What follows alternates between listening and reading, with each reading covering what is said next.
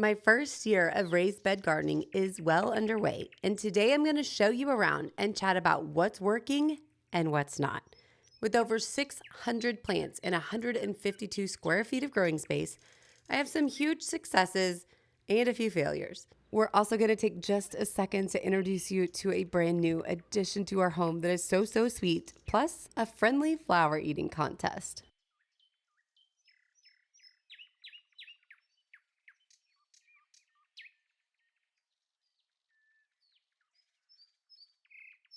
We're going to start off with a wind, and I'm going to tell you I really love the overall design and layout of my garden.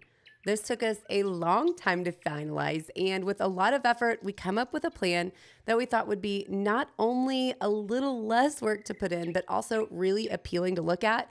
And the design overall has been something I've really been happy with. Now, in this first bed, this is something that I am so excited about this year. This is all cut flowers. So I have cosmos of a couple different colors in here, mainly in that plum mauve kind of color family, which I'm super excited for blooms, and you'll see I'm really close here momentarily. But we also have zinnias. I have a mix of different color seeds as well as some polar bear zinnias that'll be coming up, and calendula of two different varieties. One will be strawberry blonde and the other is called snow princess. Now I'm going to give you a lot of different varieties as I'm going through here. Know that the majority of my seeds do come from Baker Creek, so I'll put their link down below. I don't have any sort of affiliate link with them or anything, but they do have really great seeds, and I'll show you a little bit more about them as time goes on. So the first bed was all cut flowers, and the second bed is all peppers. Now, peppers are something that we eat a lot of, and I've had great success with orange. The orange seeds I've got from them a couple different years have been amazing. And if you see there, the one right behind it that I'm kind of layering my hand on now is another pepper from them, but it's red. The red and the chocolate peppers are both way shorter than the orange ones are, or the yellow. Now, this is something that I've duplicated for years and had the same results with, and I also have great luck with my banana. It's simply that my red and chocolate plants just always start off way slower. So if you're looking for one that's going to take off faster and produce a lot, I would definitely go orange over the other two options. Now, the two beds that we covered are to the left of screen on the top, and the four beds down the right side of your screen are going to house all of my tomatoes, onions, and sugar snap peas. So there is a lot going on in these beds, in addition to the nasturtiums that are in the center two beds and marigolds, which are on the outside two beds. I put way too much thought into where all my flowers were going to go, and I'm hoping when this is in full bloom here in a few weeks that it turns out beautifully. So we shall see as the time goes on. But the one thing I will say about my raised bed experience so far is that I have been able to plant so many plants in just a small growing space, utilizing vertical trellising as well as planting underneath my current plants. So underneath the tomatoes, I have onions all layered in, and I also have sugar snap peas growing up in between.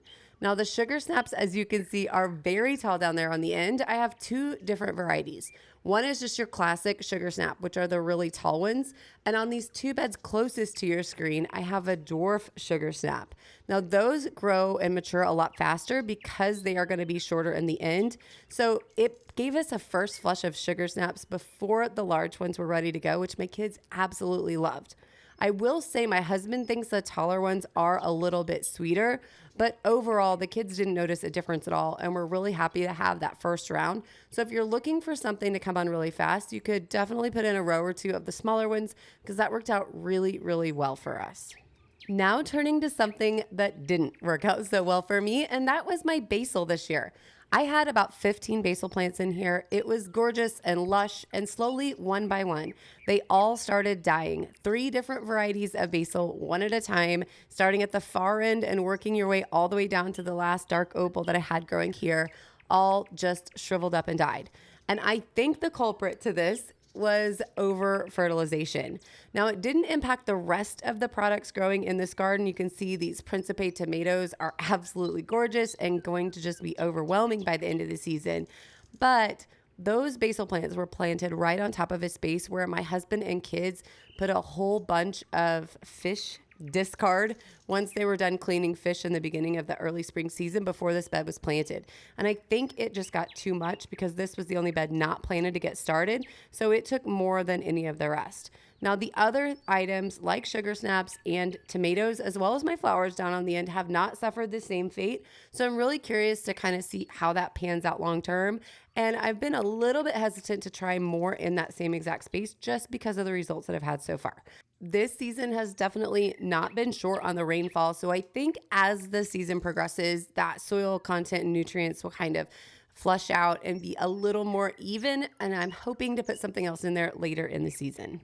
Now, that first bed that we were just in had a wide variety of tomatoes. It actually has my orange accordions, which are my only new trial of the season, as well as several different varieties. But the one I'm in now has my son's favorite, which are the Paul Robeson. If you haven't tried them before, I highly recommend it. They're really dark, almost brown on the vine, and inside they're just a very, very deep red, but they have a nice smoky flavor. It's the only one he will eat with just salt on it, and he is so excited. I did go ahead and put 3 in this bed, so he's going to have quite a few of those before the season is over. Now, the next thing that I want to talk about that is an absolute hit are the garden beds. This is something I've wanted to do for years, and I was so hesitant to do it because I was worried about the investment. But after I did a lot of research, I realized that putting in wooden raised beds need to be replaced every 4 to 5 years. And going with something like the Vego raised bed garden, they last 20 years plus. So not only was I going to be able to put in a product that would last time, but also something I wouldn't have to redo and redo and redo as the years went on.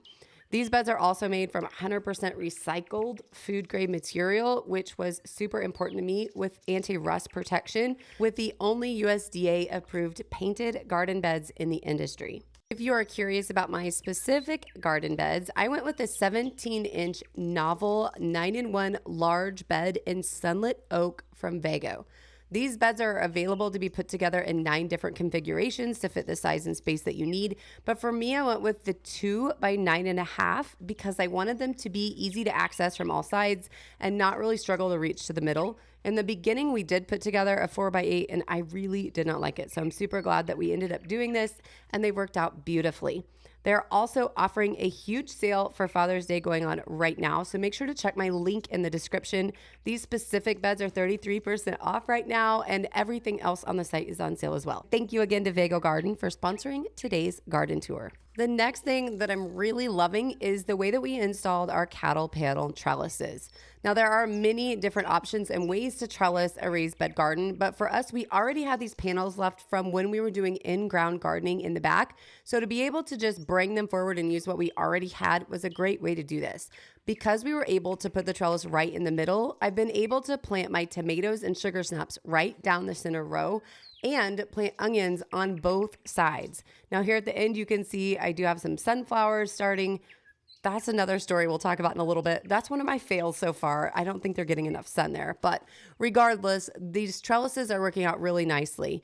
I was also worried that the sugar snaps might compete with the tomatoes for space right off the bat because our garden got added a little bit late. But so far, everything's working out really well. The tomatoes are coming along nicely and the sugar snaps are in full bloom right now. This is the one and only time of the whole entire year that I will pick enough sugar snaps to put in a bowl and take inside. For the most part, they are a garden snack. My kids and my husband are out here all the time looking over the vines to see what they can take inside. So I was really amazed to be able to pull even just this handful because of how often they're out here grabbing them. Now, right over here beside the lowest bed with my sugar snaps is where my garlic was planted last fall.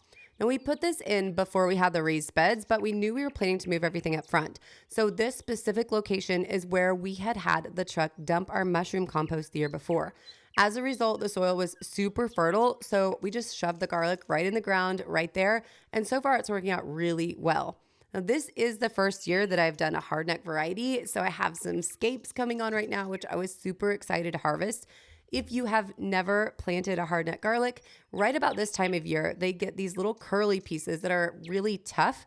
If you leave them, that's where the flower will come out of. But as a result of taking them off, more growth goes to the bulb instead of the flower.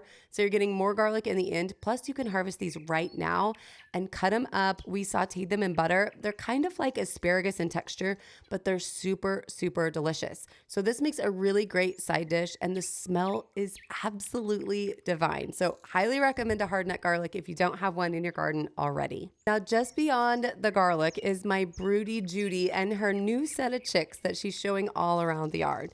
I know it's not specifically garden related, but I just could not resist throwing them in. She actually only hatched one of these, but she'd been setting on 11 eggs, so we felt guilty and went to the hatchery to get her 3 more. Of course, I should have known they'd throw in extras, and they did. So needless to say, she's got chicks now. She's got 6 of them, and they are so cute. Okay, back to the garden. Now we are in the green bean section. This is kind of a funny story. And no, those are nasturtiums on the end, not green beans. But as far as the green beans go, I love the Colima green bean from Baker Creek. They're the really, really thin, delicate green beans. They're absolutely delicious. And I set my pack aside and just completely lost it. I had set it out somewhere to plant, couldn't find it, so I ordered another pack. So when, of course, right before the other pack came, I found my old pack and decided to plant both. So I have about 175 green beans in this garden bed. But that's not all. I also have cucumbers, which are going to go up this arch trellis, as well as some chives, some cilantro, and some dill. Now, this leads me to something that's not quite working so great, and that is my cucumbers. I'm not sure if it's because we got them planted a little late, or if it's because, as I read later, cucumbers and beans are really not great friends.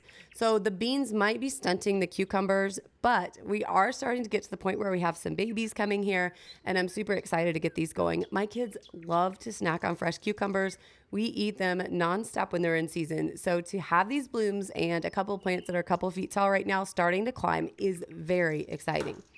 Now, I put the dill in so I could make pickles, of course. So as long as those cucumbers take off, we should be in business.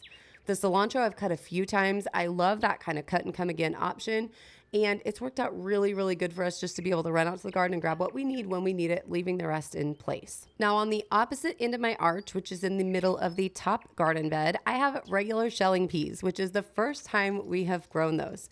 The kids are super excited to see them starting to fill out and are anxiously awaiting, which they didn't wait too long. You'll see her in a minute. They came out and grabbed their first ones off the vine.